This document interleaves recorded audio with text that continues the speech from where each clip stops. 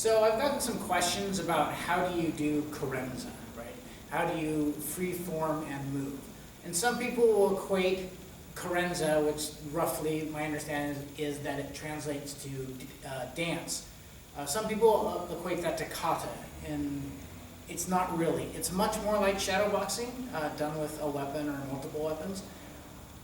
And I like the idea of the dance. In dance, in terms of a free-form dance, there's no right or wrong, but there are still parameters around you're supposed to do it and to be recognized as doing it well. Balance, synergy in your motion, connectiveness, between all your actions. It isn't just random flailing around. And so I really like that analogy. I like the terminology, and it's one of the reasons I use it. But these are the things that I look for when someone, I see a Carenza, a free flow with a weapon. So the first thing, if you're just starting out, one of the really important things to do is connect your upper body to your lower body. And because the worst thing that can happen, not the worst thing, but a bad thing that can happen is that you're out here and your upper body's going great and your lower body is doing something totally unrelated to it. Here, right? There's clearly a disconnect here. There needs to be a conjunction between the two. So one of the reasons we have footwork and striking drills is to begin to connect those pieces. So you should have those, or you should be practicing those already. And this is going to be very Pikiti-centric because I'm a Pikiti guy. It shouldn't matter what style of Philippine martial arts or any other weapon style that you do. Your system will have training drills about how to generate power, how you are supposed to move. And you should be reflecting that in your motion. So in the very beginning, if I want to strike, I don't usually want to strike with just my arm. If I just stand here, this is great, but I'm losing everything else, right? I want to connect my upper body to my lower body. So how do I do that? So maybe when I strike, I step, here I strike, I start turning my hips, and now there's conjunction between my upper body and my lower body. So I step and hit. I step and hit. Okay? Well, what else is going on there? To get into, if we were to get nitpicky about it, I step down, I'm sinking into this, I'm sinking into my second shot. So I have my torque, I have my drop, I obviously have my arm strength, but I'm also sinking weight. If I was to step back, here, torque, but the other thing is that maybe less obvious is I'm actually sinking, I'm still sinking right now, and I'm going to rise. And this is going to be providing me with upward motion. Even without moving my foot, I'm still going to get my hip torque here, but I'm rising, okay? And that is generating the motion as I come forward. Maybe I step over here, I get my torque, there's my rise in my motion. I'm straightening my back leg up, okay?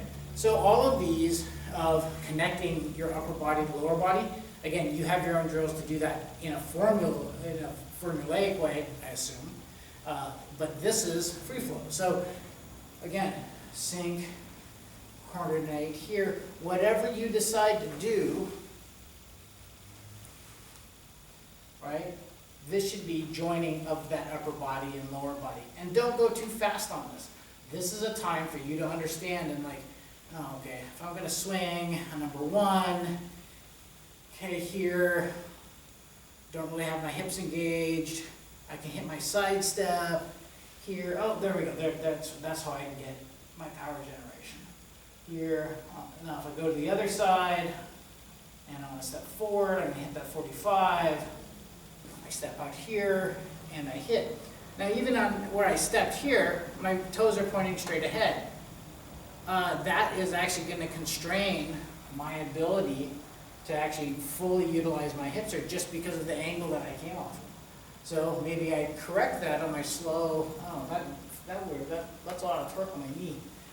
Okay, so I step down to here, and there's my side step again.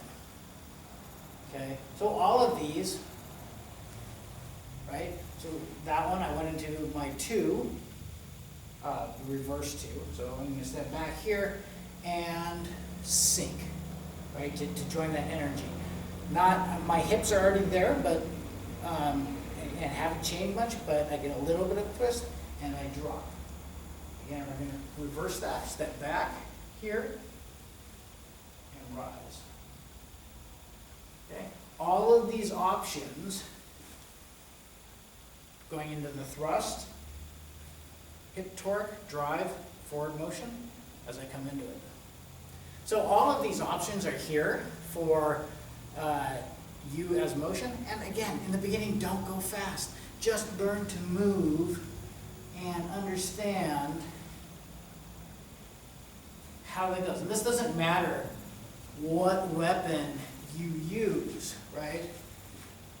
But join and understand where your motion is coming from and generating. In the beginning, simple, one step, one turn, one step, one turn is great. Later, as you become used to it, and then you move into compound motions, so the florete I just did, I stepped offline, here's 1, I'm getting my deflection here, and my sink. All right, so here might be an option where lateral torque, and now I'm dropping weight coming to the front to generate the power on that next shot. That, as your skill in combining your knowledge of how to mix these 2 levels should increase as well. Like one of the classic, early viral videos was the Star Wars kid, and it was clear he didn't know what he was doing, and anybody could look at that could tell, and because he had no connection between his upper body and lower body when he was using his staff. You don't want to be that guy, right? You want to have demonstrated coordination between everything that you do, whatever that is, and that you show your coordination, and your coordination will transmit as skill.